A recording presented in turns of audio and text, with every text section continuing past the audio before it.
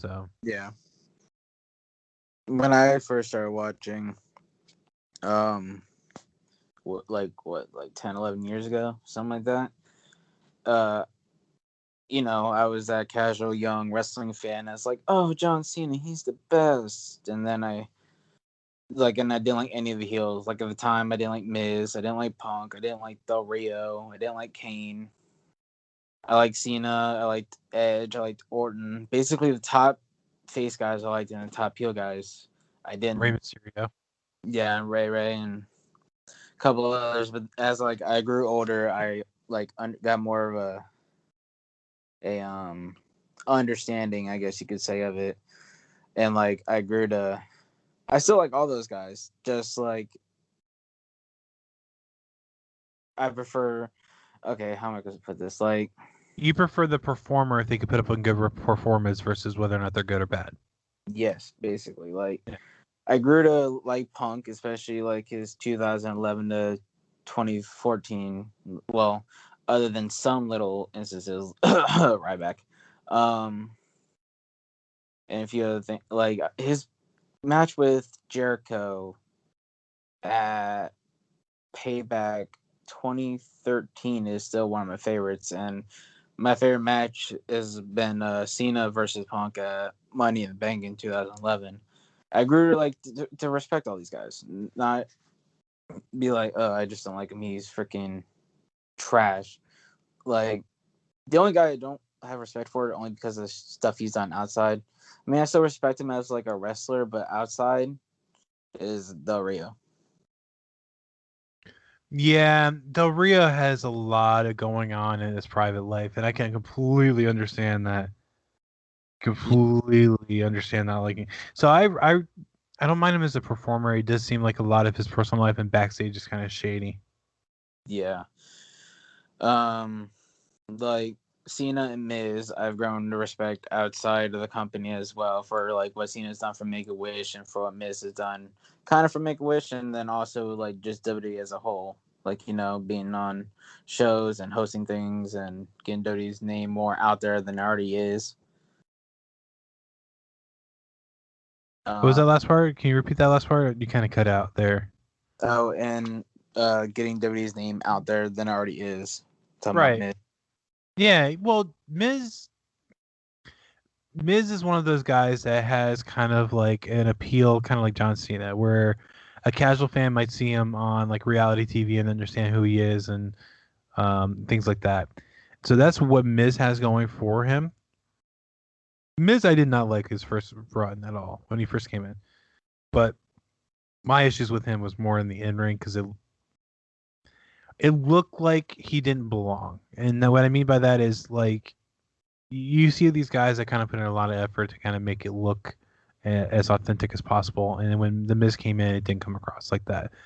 Miz definitely looked like he's being ultra careful. He has gotten immensely better in ring since then, immensely better. Um, so I can appreciate the performer, and I think I remember when you were younger, I even told you you're gonna get to a point where you're gonna like the other guys because that's what it is in wrestling. Typically speaking, it's kind of like when people first start watching Looney Tunes. Everyone's gonna like Bugs Bunny because Bugs Bunny is the funny one. But once you watch so many episodes of Looney Tunes, your favorite character changes over time, and that's kind of like what it is with wrestling. It's just how it is. Yeah. Currently, I would say WWE wise, the three I like the most out of the male wrestlers: Owens, Rollins, and I would have to probably pick uh Zayn.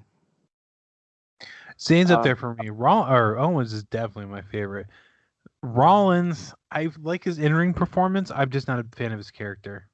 yeah, I based it off of in ring stuff. Character wise, Ron's character can do a little bit better work.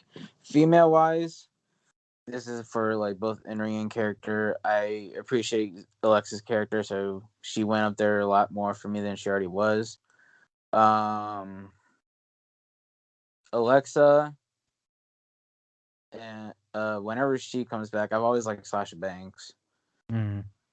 And I would put Becky on there, but I don't know when she's coming back. So, excluding Becky, I would probably pick.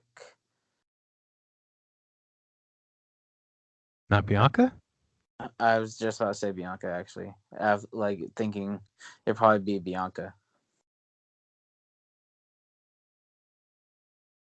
off the top of my head, anyways. Yeah, no, I can get that. Bianca's up there for performance. It's hard to say male wrestlers and female wrestlers I like in WWE. I think honestly, I do think Xavier Woods is underrated, completely underrated. I think Really, it, I think he could have a decent singles run in like a intercontinental realm. I thought Um, first brought in New Day, like they were gonna go with like how it went. Like I thought they were gonna do Kofi and Big E tag team, and then Woods would win like the mid card, basically how the Shield was, kind of. and that's the only thing I don't like about how WWE does things. For some reason, whenever they go after the main title, they like to break up the group, and it doesn't make sense because DX at one point was a group and Triple H held the world title. So what I thought would have been better is if one of them held the world title, one of them hold the tag team title and the intercontinental title or the U.S. title, one of them. So like let's say like when Kofi won the world, have Kofi hold the world, have Big E and Xavier hold the tag team, and one of them hold the mid card, and things like that. Or even flip it around, have Big E have the world title, have Kofi and Xavier have the tag team titles, and Xavier hold the intercontinental, something like that. But WWE wants to bring up the New Day because Big E is supposed to be going for a singles run, just like they did the Hurt Business when Bobby Lashley won the world title or Universal. I don't remember which they have right now, but whatever title that they're holding, they broke up the Hurt Business, even though Bobby's still wearing the Hurt Business on his gear. Yeah, and I'm pretty sure MVP has THB on his little chain. Um. I'm having a brain fart now. I was gonna say something I can't remember. It just completely slipped my mind. Okay.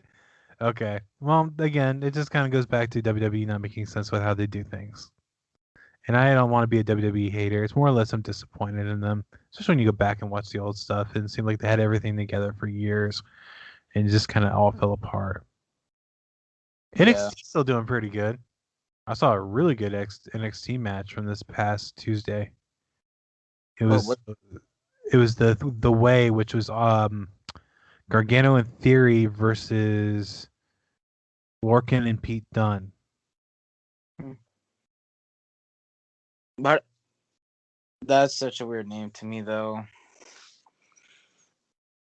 I like Gargano, Theory, LeRae, and Indy Hartwell, but the way is a weird. It's a different name. Like It's a very odd name, but it makes sense because they're trying to say that's the way to win. Yeah, I know. Way to win. It's weird. It's just a weird name to me.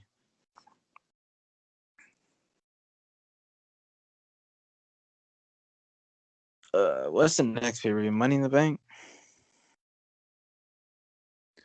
Yeah, I believe it's Money in the Bank, and I believe it's in the middle of July. July 18th. Yeah, so that's the next one coming up. There's a few pay-per-views in July. I was looking at Fight TV. Slammiversary is gonna be in July. I don't know. I don't think I'm gonna get that though. They have the Best in the World from Ring of Honor in July, and then you have Money in the Bank in July. So a lot of things going on in July. Money in Bank is. I don't understand why they switched Hell in a Cell around. Yeah, man, it is what it is. And they should just okay, I'll be honest real quick. They should just get rid of some of these pay-per-views as a whole, and Hell in a Cell is one of them.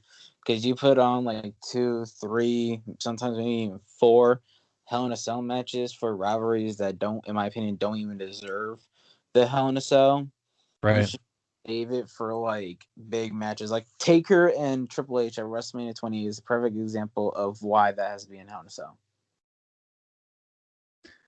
Well, I don't like gimmick pay-per-views. I would abolish all of them, place them somewhere else. Like if they want to do a Hell in a Cell match, you could do a Hell in a Cell match whenever. And if they want to have a pay per view, like I would have called this left this as Armageddon. Yeah. Just like Money in the Bank should just be discontinued as a pay per view in itself and get moved to WrestleMania again. But and same thing with Elimination Chamber. It should only come up when it matters. You know. Mm-hmm. But yeah, that's how it changed WWE if it will. So that wraps up our take on Hell in a Cell 2021. As you could tell, there were some highlights to it. It wasn't a terrible pay-per-view. They just had some finishes to matches and matches in general that seemed like more of a TV match. Examples of that could be just like the finish between Charlotte and Rhea Ripley, as well as a couple others. It's just one of those where I'm really hoping that when WWE goes on the road and here's some of the reactions that maybe they can right the course, because as it stands right now, their TV product is give or take at best. I mean, Raw is definitely the worst of the main shows. The main shows are considered Raw and SmackDown. SmackDown seems to be a little bit better, but generally speaking, there's not much there. Then you also take into consideration that they had cuts last month, and they're using a lot of the same people in the same spots to where it's very repetitive and it's not good. And it's just one of those where I don't want to say the Attitude Era was best, because I get that's nostalgia goggles, if you will. But there's a lot of things that are positive about it in terms that everyone has something going on and they're able to sub in and out people as necessary. You know, the top of the card had people like Kane and Triple H, Rock, Stone Cold, Undertaker, The Big Show, Chris Jericho. There's so many others that got cycled in and out, and the mid card was always popping, and all these things, and it's not where it should be. And as a long time fan of wrestling, and I did start with WCW, and I did watch WWF in the early 2000s. It's just one of those where it's so disappointing to see something that is considered the end all be all of that particular type of entertainment, and it's so bad. It's just disappointing. It's very, very disappointing. And a lot of people say because I talk positive about AEW and that I seem to lean heavy towards AEW, that I'm an AEW mark. Not really. There's a lot of things I don't like about AEW as well, Cody Rhodes being one of them, and I give Cody Rhodes a ton of respect, but his character on TV is not the greatest. It's too close to looking like he pretty much puts himself and books himself positively, and in that weird form of nepotism. But be that as it may, here's where it is, and I just want WWE to get their stuff together. That's what it really comes down to. Either way, you can find us on Spreaker, Spotify, Apple Podcasts, Google Podcasts, iHeartRadio, I believe, Podbean, and if anywhere else, really, for the most part, when it comes to podcasts. And YouTube. You can follow us on Twitter at WrestlingSCool. The Facebook is Wrestling Still Cool. I did change the @ for Facebook to @WrestlingStillCoolPod. Wrestling Still Cool was taken for some odd reason, but we got still Wrestling Still Cool Pod. The Gmail is WrestlingStillCool@gmail.com. There's a LinkedIn for Wrestling Still Cool. There's a TikTok that's Wrestling Still Cool 90. You also got my personal TikTok, which is KM_Wrestling Still Cool. I don't post too many videos on there besides dogs, but I want to kind of change that. I believe that's all the social medias, but either way, thank you guys for tuning in. There's gonna be a couple more episodes this week. I appreciate all your patience just with everything going on in my personal life. I'm trying to get everything together and get this, scheduled out. So I wanted to make sure that this was edited and ready to go at the beginning of the week, so we have it a Monday upload. The other ones I have kind of planned, if you will, is still the video games are still cool. And I'm likely going to throw up wrestling from this. Well, you're listening to this on Monday, so the past week that just passed. Dynamite was aired on Saturday. Tonight, as I'm finishing the editing of this, is Saturday. I haven't watched it yet because it hasn't aired yet, but it's going to air on Saturday. So I want to make sure that it's all completely set up. And I did check out Raw and things like that. I'm not going to talk about that anymore. But either way, I thank you for your patience, and I hope you guys have a great one.